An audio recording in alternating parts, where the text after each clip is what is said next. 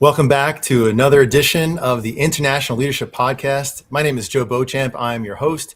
And today we have a very special guest, good friend of mine for about the last 7 years, Robert Esposito. He is the founder of Relocators as well as Nobody Move.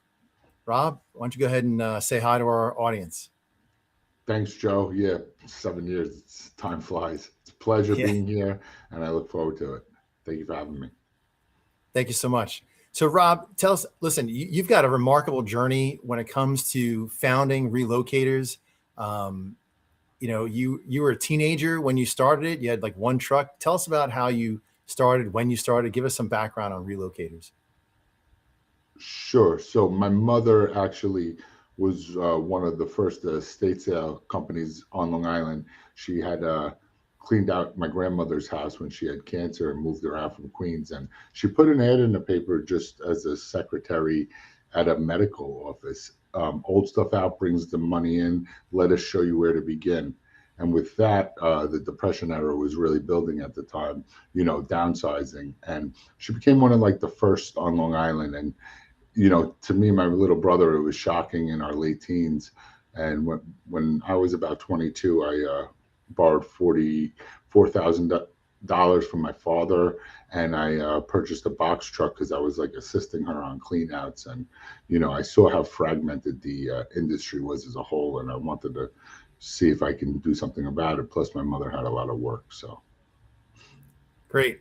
So that was the founding of Relocators.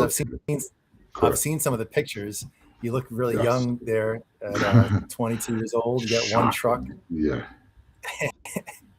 And that's pretty bold. Like, what gave you the boldness to like borrow that must have been scary, borrowing $44,000, buying a truck, starting a business. I'm sorry if I said that it was $4,000. Yeah, I know. Oh, sorry. Okay, even 4,000. Yeah, there was no 44 at the time. Yeah. I was going to college. I was waiting tables. I was sick of it. I wanted to do something. And I just always had this like desire for, I guess, control and doing things my way. A couple of unions at the time had offered me jobs, which was also a big deal. And they were dream jobs to us because at the time, like you'd sit outside for 2 days in courtyard in Queens or the city to hopefully get an application to a union. And I remember people thought I was crazy for not taking the job, but I wanted to, find my own path. And I guess when you have nothing, you have nothing to lose. So it was easier back then. I'll say that. That's a good point too. So I would say that probably most entrepreneurs, as you're growing, as you're starting your business, or you're thinking about starting the business, there's all those voices. Everybody's like, get a real job. Why don't you work for the union? I think the train station is hiring, or the post office, or one of these secure, like you're always going to have a job kind of careers. And those are very tempting, but there's something about that entrepreneur that says, no, I'm not going to do this. I'm going to take the risk. Can you just tell us about like, what was going through your head, like that experience of telling everybody, no, I'm going to do this on my own? I couldn't agree more. I love that you said that. I think we're at such an interesting time right now with the whole AI thing. Like, I think even the people that were the naysayers back, like our parents, are like, well, do we even know if college is the right path? Like as a parent, I have a 9, 10, and 11-year-old, and I wouldn't think of sending them to college. And the way it was when we were children, it's get a union job or become a lawyer, become a doctor. And I don't know if any of us know right now what's going to be safe. And it's just about being like,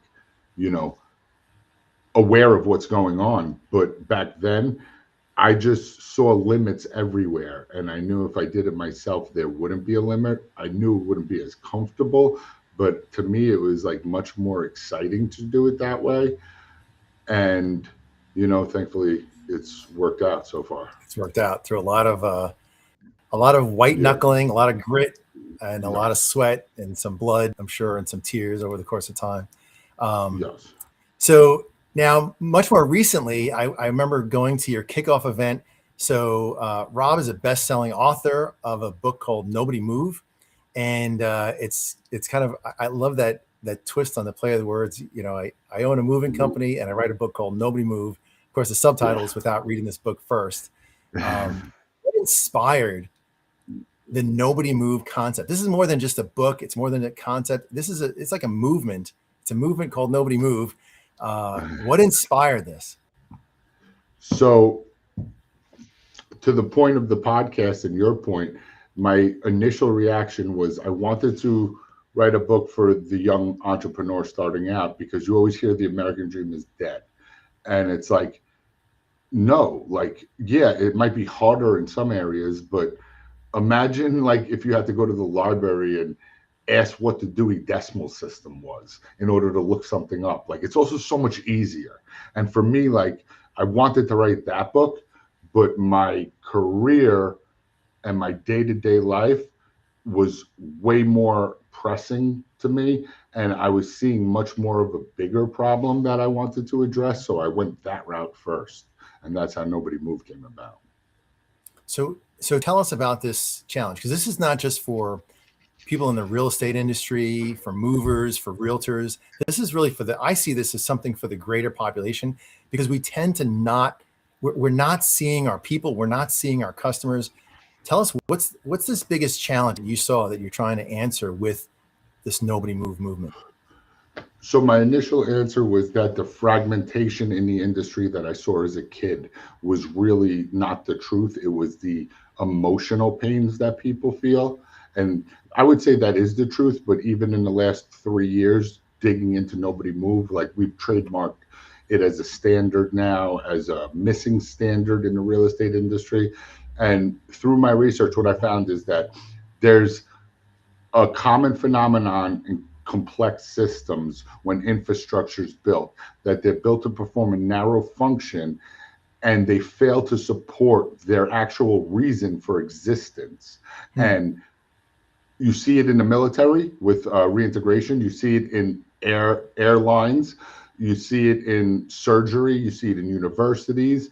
And all these other major infrastructures have tried to fix it. And I believe personally that the real estate industry, although I will tell you as a fact, it is the housing market in the US is the biggest financial market the world's ever seen, they knowingly don't want to fix it. And the powers that be. And that's where my battle lies, because like I said, with the business owner starting out with the book, you know, the agent, the good ones that are working hard every day, I don't feel like they're supported. And what it's doing to the consumers, I mean, it's 20 years of seeing the fallout that it's now become my life's mission. So one of the things that I heard you say that was shocking, it was shocking because I've never heard it before, but it made perfect sense when you said it. And that is that moving is one of the most traumatic experiences in people's lives. So the whole process, like, we think, hey, buying a new house, this is new and exciting, but it's really a tremendous upset. It's an upheaval in our lives. And not everybody's moving into a house because everything's going wonderfully. And, you know, I remember I bought my house, I was 26 years old. My wife was pregnant.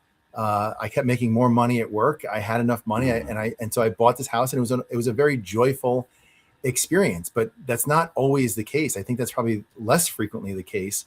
What kind of things were you seeing that really brought to light this idea that it's such a traumatic experience? Yes. So it's multiple parts. And if most lists on Google, it comes up third biggest stressor: death, divorce, moving, serious illness. And you're like, moving, how does it come before cancer? Like, that makes zero sense. But the idea is that no other trade shows up for 50 at least. And what happens with moving is it's the logistical move, but it's really not. It's from like when your last child goes off to college and you think like, oh, this might not be the right house for me for long, till months, years later through the move, to months, years later and getting settled. So you combine that with all like the emotional angst that comes into, like you said, a non-achievement move. And then you combine it with a major infrastructure that's set to literally, I coined the term emotional amnesia. It's at the closing table, the walkthrough becomes like a plank walk. And what happens is all guidance, all regulation falls off, and the client's stress and anxiety shoots through the roof at the same moment.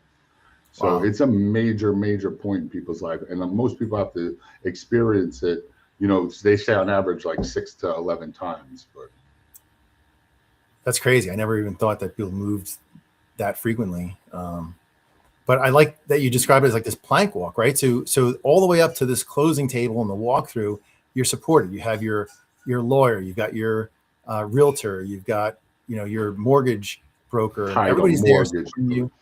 Title, the inspector, like you're getting phone calls and emails and text messages, maybe even too much. And then all of a sudden you walk this plank and you're all alone. Everyone's gone. They've all made their money. All the checks have been written. And now you're here. Yep. And you know, the people in the industry, they experience it, the good professionals, the great professionals, and I work with some great professionals, but they don't even understand it completely. And I think I was put in, I mean, I feel chosen by it, but I think I was put in a really unique dynamic, being coming from the estate sales, which at 21 years old, people in California would cancel their flights and have me hire their movers and hire their realtors and choose who was the realtor, and then owning a moving company and a clean out company and seeing after that, I saw the whole picture, and just personally being like a human, you know, like somebody who like, you know, observes the human condition. I always analyze like what's going on with this. And yeah, it's really a pain point in people's lives for good and non-achievement reasons. I always say non-achievement because you never know. Some people, you know, are happy with their divorce or to lose their job. So you never know. I mean, listen, it's still a traumatic move, moving out of your home through divorce. A lot of people are moving out and they're leaving their kids behind. They're leaving all those memories behind, and Yeah. you've told stories about, to somebody, it's just a box of junk, but to the person whose box of Yeah. stuff it is, this is their life memories. This might be all that they have left of a relative who passed away, or a child, or an old relationship or something, and it's left in this box. And so you as the mover can empathize with that homeowner and feel it, but a lot of other people don't. They might just think, hey, it's just garbage, it's just stuff, this is an old couch or an old piece of furniture, it's old, it's worn out, it's not even worth anything. But that's the one that my grandmother used to read stories to me when I was a kid. And so it's not worth anything in a dollar amount, but it's worth everything in an emotional amount. And so I think to just not even see the homeowner, not even see that the humanity in there. I think so many of us in business anyway, we're so busy with the next customer, the next job, the next client, marketing and advertising and payroll and all this stuff. I mean, business is stressful. We all know that. And then to lose sight of our customer, who's really the whole reason that we're there. And I think it's great that you're bringing that to light, that you're bringing the humanity back to an industry where, we've allowed our clients to, so to speak, walk this plank. Yes, and I want to be very clear about one thing, because I have this conversation all the time and I get a lot of slack from it. You know, think about it like this, if you give me a minute. Item number one is $30,000. You get a 170-point inspection. You get a warranty. You get a maintenance plan. You get it detailed like new. You sign and drive it, and you get brand new keys that are reset. Item number two is $1 million.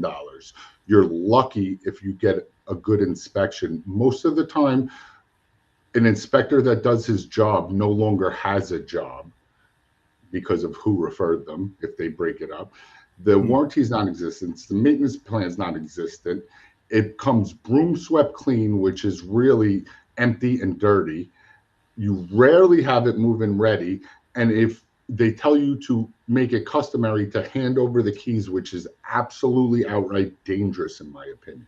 And I want to be extremely specific to say the agents, they're doing a great job, and they're working weekends and they're working vacations, and they're trying to, and they're almost rewarded for it being wrong. And I say that because they get awards for transactions and they don't even see it, and they're doing a phenomenal job. So this is not an attack on them. It's beyond them. It's a structural issue. So what is it? So let's say I'm in the real estate industry, maybe I'm a realtor or somebody else in there, or even just business owners in general. What are some of the steps that we can do to try to solve these problems, to see our clients, to really handhold them through there, maybe take the jump off the plank with them and be there, and swimming them to safety? How do we take that step up ourselves? Absolutely. And I think they're doing that. And I think the great realtors do that, because that's kind of where our, if I have any, not argument, but lack of a better term, point of contention, they'll say, hey, I'm doing that. I'm making sure. And that is absolutely true.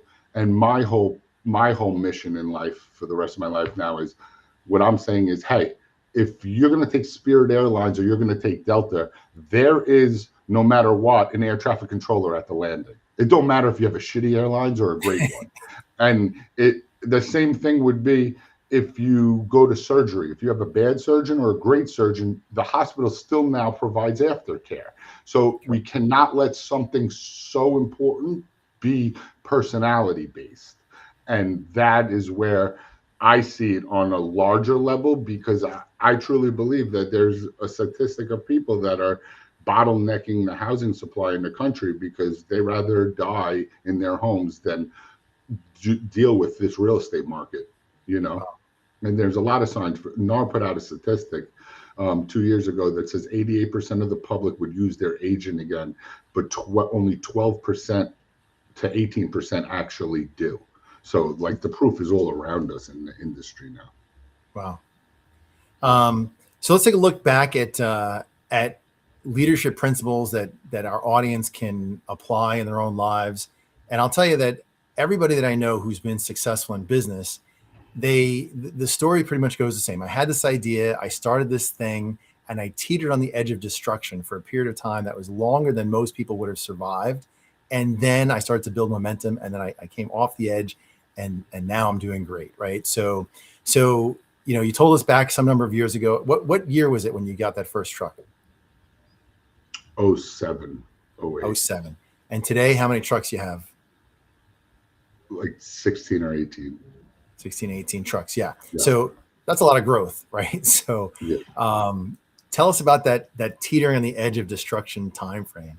What was that like for you? So even right now with Nobody Move, I spend 14, 16 hours a day in it, and the 8 other companies I don't even, I'm not so operational in, and I'm feeling that on this side, even as someone who's done it before. But back then it was very will this ever work? You don't have that confidence, and a lot of figuring things out, hey, if I hire somebody today, I'm going to lose $150. But if I wind up going on an estimate and getting $1,000, that would make more sense. And doing simple math day to day, well, this didn't work. Why am I growing? And just keep going, moving a Rubik's Cube until I, find a path and then go take that path as far as I could take it. A lot of doing that over a lot of years. Yeah. So doing the math, gritting it out, thinking ahead. Did you take time aside? Did you set aside time every day? It might've been from midnight to 1 a.m. or something, but did you take time aside to just separate from the business and kind of take the high altitude approach and look down and see the big picture of your business to make those decisions? Yes. A lot of looking outside, well, how is this person the CEO of Apple? Or, a lot of audio books to figure out well, why am I having this problem? What do I need to do differently in order to, make this work? How have other people done it? And I would say mentors and emulating people that I saw that were doing what I wanted to do, and a lot of audiobooks. Whenever I was driving around while I was working, I would have an audiobook playing and things like that. That's awesome. That's a common thread. Audiobooks have been life-changing for me. I think you know that. Over these years, the ability to listen while I drive, while I take a shower. I've ruined a phone by dropping it in the shower. I should have had one of those shower Bluetooth speakers, but Yeah. I had the phone on the shelf, and next thing I know, splat into some soapy water. Ugh. But yeah, painting the house, doing laundry, vacuuming, mowing the lawn, doing yard work. Anytime I could be listening to an audiobook, I'd be listening to audiobooks. And even now, I listen to audiobooks. I have 3 audiobooks I'm listening to, even in the past couple of days.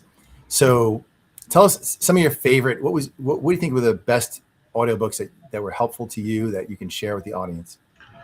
I would say number one, and I always have to go there, is The Alchemist. It's not business, but it's absolute like life's passion and what you're meant to be. And there's a lot of great principles. So I always say that to like make it as a baseline. And then Get Rich Dad Poor Dad. Right away, Robert Kiyosaki taught me. It was because of him that the quote, show me your network, I'll show you your net worth. I joined the BNI group, and that has done, I'm 14 years in BNI, an ex-director, ex-president, grew a chapter till 75. And, the amount of knowledge I've gotten there has been enormous. So I would say definitely like anything Kiyosaki, and of course, How to Gain Friends, Influence People, all the great ones. Yeah, standard books. Those one of the ones I recommend the most. And honestly, I don't think I would be in business if it wasn't for Rich Dad Poor Dad. Of course, yeah. So Same. great books. What about mentors? How did you find mentors that you could trust, that would give you the time to spend with you? So the only job I really had in life was a pizzeria and a restaurant, and the restaurant's very successful. Vincent's Clam Bar, and it's owned by 2 brothers who had done it. They were busboys, and I have to say both of them were incredible. They both sat with me after a waiting table shift, like when I first bought my box truck, and the stuff they said to me, I still think about. I'm applying it to Nobody Move Now, and like now one of them and myself are partners. We own a lot of commercial buildings together, and just there was always a teacher when the student was ready. There were even customers that were in business, or customers that were in business that I was moving and downsizing, not because their kids were older, because their business failed. They would give me advice as it came. So anytime somebody met me and we talked for a minute, they were giving advice. And I would say to the young business owner that's watching, like, you always want to know who's giving you the advice, because bad advice is great too. You just got to know that it's bad advice and that it's not what you want. But Right. People were always looking to help, in that aspect. So yeah, topic of bad advice. Understand, we all know. I don't know that anybody knows the true statistic, but at least half of businesses are going to go out of business from within the first 5 years of when they open, and so that means that at least half the advice out there is actually not good advice, right? Because you're getting it from sources that aren't growing. They're going to end up out of business.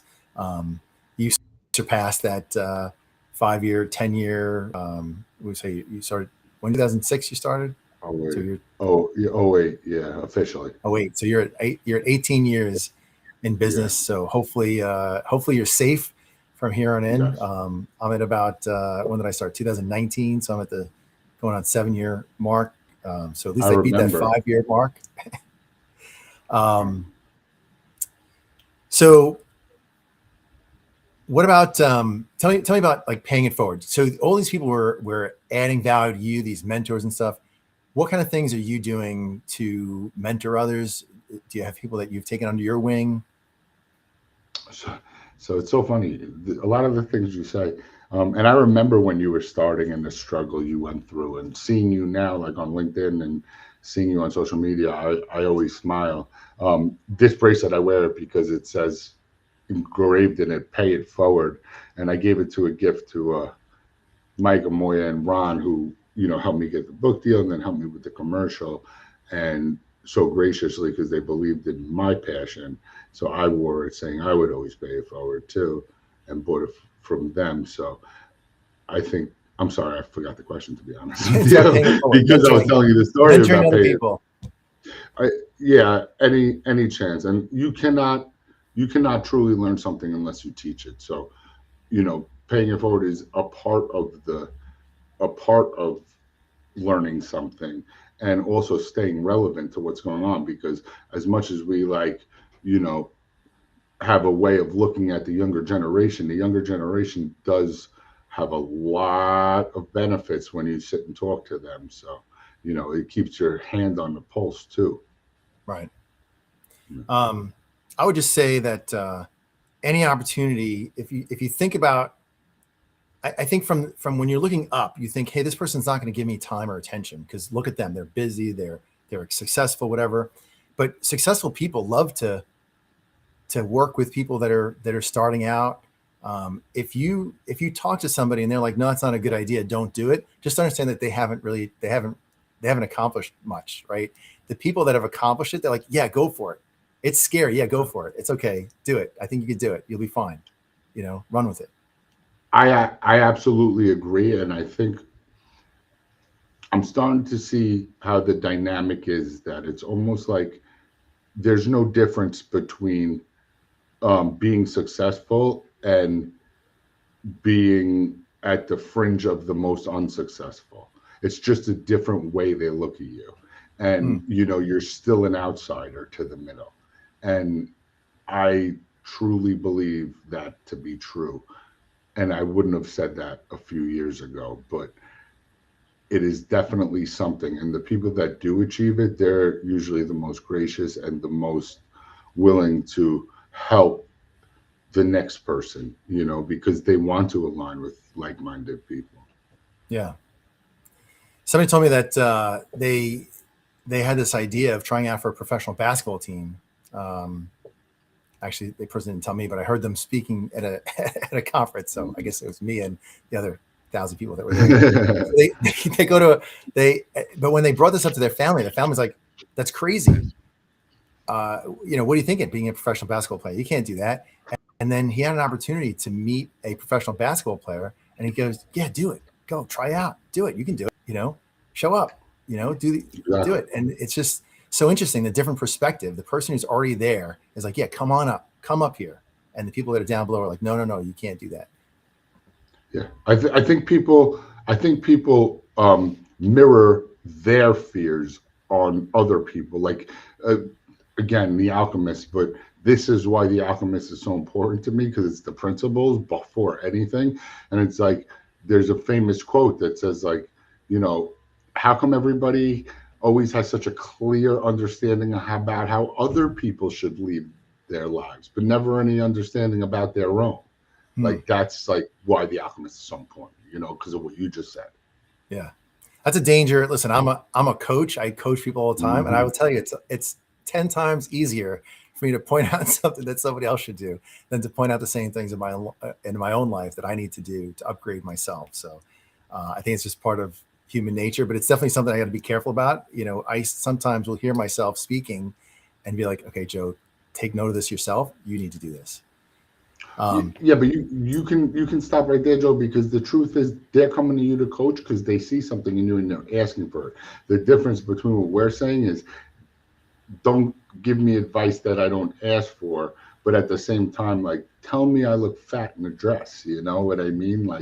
And when people are asking you, as long as you're true to yourself, hey, this is the advice and this is what I know to be the right way. Take my advice, even if I don't. You know what I mean? Use it. I don't. I think it's a different dynamic, and that's what makes you a better coach. Yeah. Yeah. I don't want to say that I don't do it, but I do. I do understand the struggle. It's definitely a struggle for me to apply. If I could apply 100% of everything I knew, and I think that goes for anybody, would be way beyond where we're at right now. One thing I always loved is an expression that you have. I want you to talk about it for a moment. TGIM. Tell us about that. That was just like a rallying call years ago. And what came out of it and it's so random. A bunch of people said it. I made it my license plate, and years later, I was like rushing to get to school to pick up my children, and the security guard was like, well, "What does that say? Does that say TGIM?" And like it wasn't me. It just came through me. I was like, "Yes," because 99% of the world screams TGIF, and 1% holds all the wealth. And that was it. Like, that was like, wow, I just figured out why I've been saying this for the last 4 years, you know? Yeah. So it was one of those, like, I'm a big believer in, like, you don't see you can't connect the dots going forward. You got to see them going backwards. And that's like a prime example of that. So we have an international audience here. So just to explain, TGIF is the common expression, which is thank God it's Friday, which is the week is over. We have a weekend to look forward to. I got through all the work stuff. TGIM is thank God it's Monday. I have an opportunity to go back at it, make a difference, live a purpose, serve some customers, go out there and into the grind. It's a whole different perspective shift. And so that's the TGIM. Thank God it's Monday. Let's jump into this again. Let's do it. And that's honestly, I tell you that's changed me, that mindset. I wake up on Monday mornings, I'm like TGIM. I know that you and I used to actually, we would text each other TGIM, or there was a period of time that we were in that beat the sun up time frame that we were, messing each other. I was intense. Yeah. We're up before the sun is up. It might be easy to do now, but it's hard to do, come June, July, and August when the sun's up pretty early in the morning. Yes, that was a hard one. I remember that. Okay, moving forward, like if you could achieve anything in this next year, what would you see is like your purpose, your greatest impact, if you were to have all the impact that you want to have on the world? What does that look like? What's your mission in this upcoming year? I mean, I'm now completely what I see with Nobody Move, I am 1000% devoted to till death. Like, I don't care. I'll sacrifice everything. I'll lose everything. It doesn't matter to me. I believe it is a cause more important than anything, and that I was called upon to do it. And there's nothing I won't do. And there's never a time I'll stop. If I fail, I fail. I'll be dead. Because that's the only time I'd stop. Like, I don't care anymore about anything else. Because do you feel like you had that same? That's definitely that's definitely intense. Yeah. Did you have that same drive when it came to building your business, at least back in the beginning of Relocators? I don't know if I had the same drive, but I had the same, like, all right, just get up tomorrow. As hard as it got, I just kept going. Like, I had that part of it. Passion, as far as like seeing it, I don't know if I did. Like, one of the things that my mentor said to me, which I think would be very valuable, is like, it's almost like a staircase where, like, you don't know what the next, you know it's dark up there and you don't know what's up there, but every time you get to one step, it's a little lighter and you could kind of see the next step, and then you could just follow it up. Like with this, like, it's a totally different way, but it was the same. Like, they say, what do they say? If you're motivated, you feel it. If you're driven, you feel relief upon an achievement. And I would say I had that part. Like, I felt relief, like, okay, what's the next thing I got to do? That part was there, definitely. I was driven. Yes.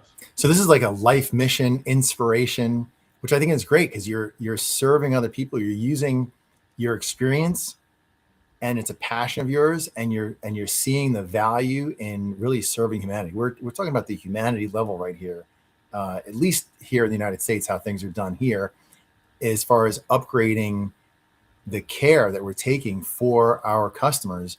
And I think that this goes beyond moving and beyond the real estate transactions, but it's really like taking a patient. I think I like your analogy when you said it's like taking a patient when the surgery is done, there's all kinds of aftercare, right? They're still in the hospital, they're still being cared for, and then they're sent home with a care plan. They've got, follow-up, maybe physical therapy appointments or other types of things.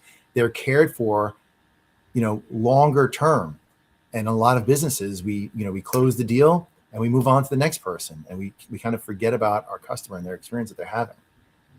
Yes, and that's exactly what it is. It's what I believe is missing is a post-close standard, and that's something that's repeatable and uniform throughout personalities and experience levels to provide consistent, post-close care, whether it's, setting up utilities or managing all the issues that will arise throughout the process on a transition level, but ultimately to get to what's missing, which is the post-close part of it. Now, is that all answered in the book, Nobody Move? Do you take that further? I know you have an app now, Nobody Move, the Nobody Move app. Yeah. How is that all like? If I'm somebody who's listening to this and I say, you know what, I'm interested. I want to take that next step. I want to be that professional that actually takes care of my clients. What does that person need to do? Well, I want to make sure to say that the professionals do want to take care, and they are. But I'm saying that it needs to be standardized. And what I mean by that is consumer first, repeatable, broker adoptable, aligned with vendors, and not interfere with their normal behavior. There needs to be a maximum minimum, and it could be measurable in operational performance and consumer experience. And they want to give that care. Right now, it's none of these things, but it's everything. And in order to provide it as a standard, it's CRM infrastructure. I have closed source AI to all of my publishings, which gives you 24/7 emotional or logistical answers to your questions. It's 3 education modules, one professional based, one consumer based, and one on a higher level. And I have 2 education certificates that will be released soon to make somebody a consumer advocate, professional, or a transitional expert. And it's all of those things. But you said something so important in the very beginning. It's also making sure that a client is not hurt by well-intended, misaligned professional. And what does that mean? It's saying that in the CRM, their stress levels through the roof. Don't contact them today with the next task.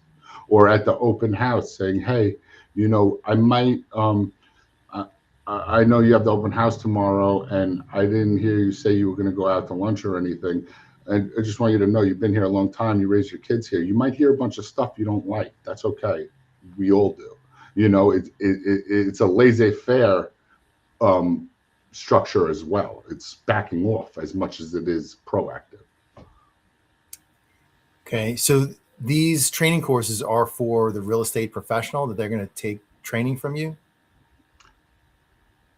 Correct. It's education for real estate professionals, all real estate professionals, as well as consumer education. And we're reaching out to like libraries and schools and stuff to educate the consumer, because like I said earlier, I believe it's called high propensity. It's houses that are most likely to sell over the next 5 years. There's no mortgage. They've been there 30 years. Their kids are in college. Those houses, those people, if they're fearful of the real estate system or they don't know what to do, we're trying to pre-educate them prior, That's great. So how does somebody find out more information about this? They just go to nobodymove.com, or what do they need to do? Yeah. I know the QR code is up on the screen here. If you can scan that QR code, you'll go to the Nobody Move website. But what is the next step? Scan the QR code, email at info@nobodymove.com, and we'll set up a Calendly link, and have a Zoom call. And then how about the app? Where do we find the app? Is it just called the Nobody Move app, and it's on the regular app store? We're actually doing it based on brokers, and we're piloting in with agents right now to go through the process. So the deeper we got into this, we started to pull back because we realized there was so much more important to it, and we didn't want to put anything out too early. So we're doing it based on like a interview level to make sure we keep it like aligned with the people that really want to do it and really care about it. So we're not even selling outwardly right now. And that's pretty much a testament to like, I don't care. I just want to like, I'm so into it financially, but I believe in it so much that it's more than like a business now for me. Got it. So hopefully So someday anybody this turns interested? to ROI. Right now, it's Of you're course, yeah. investing, sowing. You're the farmer right now, plowing the field, planting the seeds, bringing the irrigation systems in, and it's Yes. total blood, sweat, tears, and cash from Right you, now. Yeah. funding and pushing this whole thing forward. I know you have a team of people that also joined on board with the Nobody Move Yes. movement, and some great people working there as well. What else do you want people to know? Business leaders, real estate. What are your final parting words for our audience? I would say that whatever people tell you, like whatever you deem as success is what your success is. You know what I mean? Like as much as we talk about advice, everybody has a comment to say, when it's not even advice. And you need to be secure with how you live your life, whether that's, the amount of time you dedicate to your family, to your business, to your church or community. Like in networking, I always say you have your business group life, you have your business life, and you have your family and personal life. And I think keeping that the first priority is what's most important, how you align it. Right. So I'd say that there's not enough time in the day to do everything for every part of your life, but there is enough time in the day to do the most important responsibilities for the important parts of your life. So chunk out time in your calendar for family, for friends, for social interaction, chunk out time for mental health, chunk out time for physical health, chunk out time for networking, for growing your business, for taking care of your finances, chunk out time for your customers. Chunk out that time and consider, hey, what's the most valuable use of this time that I can spend? If you're going to spend time with your kids, maybe sitting in front of the TV set's not the most valuable time that you can spend with them. Figure out, hey, what's the most valuable use of this time? I only have, let's say, an hour a night with my kids. What am I going to do to max that time with them? And I got a great one for you that I just happened to me the other day. I have a 9, 10, and 11-year-old, and I'm trying to, a friend of mine wrote this op-ed that went completely #2 thing ever on Twitter about AI. His name is Matt Schumer. And I'm trying to teach my kids the AI, and they're fighting about their phones. And I was like, well, guess what, guys? Our second biggest problem for adults right now is you guys on your devices. So you can either prompt for 5 minutes a day, or you could just give me the devices. And, right away they switch gears. So Yeah. absolutely. Yeah. So I think in the world of AI, I'm just going to throw in there, I think it's more important now, more than ever, to actually know real information yourself from books, from mentors, from experience, from other people. When we start relying entirely on AI, like AI has all the answers, we lose that ability to evaluate what's good, what's not good, right? If I'm talking to somebody, I kind of get the idea, does this person know what they're talking about or not? But if AI says it, it sounds bold, right? It sounds bold and direct. It's like, oh, this is an expert, but it's not. It could be just as wrong as, the guy sitting next to you, who never did the business before, and he has, some kind of advice to give. So now more than ever, dig into the books, the audio books, listen to real people, go to real seminars, write actual stuff out with pen and paper, talk to real human beings on the other side of a table, have real coffee with real people, and build that evaluative knowledge base that you can look at what you're getting from AI and determine, does this fit with what I want to do, with who I am, with where I'm going, or doesn't it? So, and don't take AI as some kind of demigod. So I couldn't agree more. No matter what, you're just going to see the pendulum swing the other way, and the businesses that are the most consumer touching, like those with the emotional connection are going to be the ones who are the most successful, I think. And it's just another tool. Yeah, that's awesome. Well, Rob, listen, I super appreciate you. Thank you for joining us on the podcast today. I'm inspired by your vision of taking really taking them, don't just walk them off the plank, but really just taking care of them emotionally, really feeling and seeing them for what they're experiencing and going the extra mile to go with them. It's not really an extra mile. It should be standard. So however we can help out in this process, launching this vision forward, we're here to help out. And if you're listening in the audience today, reach out to Rob at info@nobodymove.com. You can reach out to me at info@bochampteam.com. And I hope you enjoyed this show. Check out both of the websites, and we'll see you guys next week. Thank you for having me. Pleasure, Joe. Thank you.